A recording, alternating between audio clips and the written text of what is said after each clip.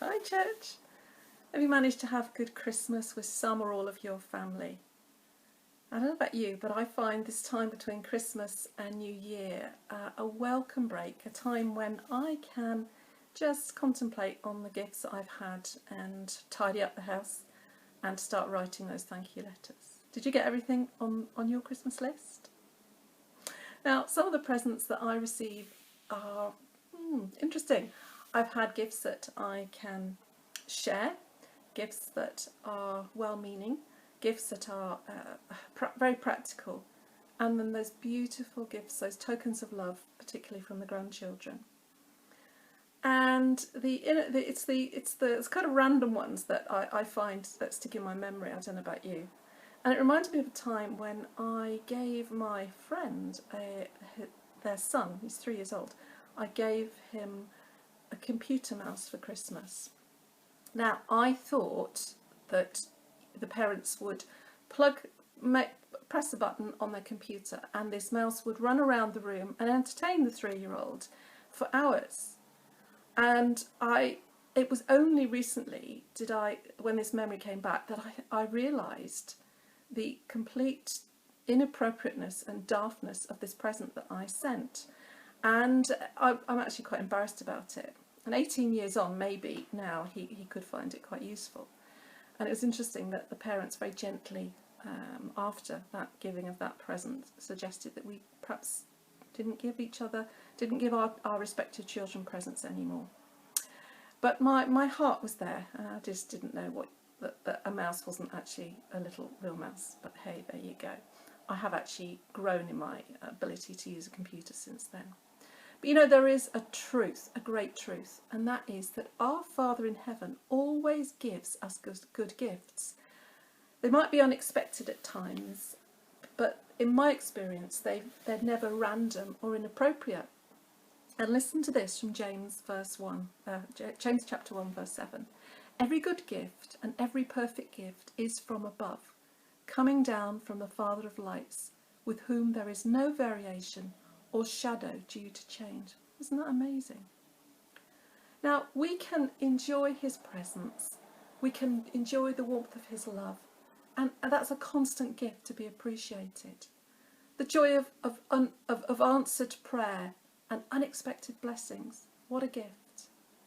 The confidence of coming before our Father in heaven and asking, what a gift. Those are gifts that come, those are perfect gifts that come from the Father of lights.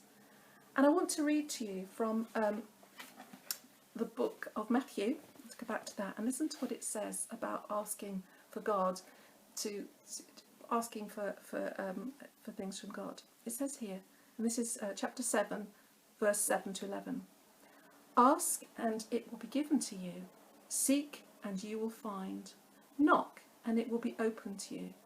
For everyone who asks receives, and he who seeks finds, and to him who knocks it will be opened. Or what man is there among you who, if his son asks for bread, will give him a stone? Or if he asks for a fish, will he give him a serpent? If you then, being evil, know how to give good gifts to your children, how much more will your Father who is in heaven give good gifts, good things to those who ask him? So we're invited to ask God for things, and he will give us what is right and what is good for us. The Father of lights will give us those gifts. See, God always knows what we need and what is best for us. He's more faithful than our well-meaning, our own well-meaning parents. And with that in mind, is the Spirit of God stirring particular gifts within you? Is he reviving the spiritual gifts that have lain dormant or unused, like an unappreciated present? Keep asking God to grow and revive those emerging gifts. Ask God to mature those gifts within you. So if in this season, like me, you spend time writing thank you letters for all your Christmas gifts, why not take time to write a thank you letter to God? Look back over the highs and lows of this year and focus on what God has done for you. Look back and think, about the times when he has cared for you, his limitless grace towards you, and your own personal growth. Thank him for the joy of answered prayer. Thank him for your strength, for the way he has strengthened you. Thank him for your healing. Thank him for the unexpected support and friendships that have come during this past year.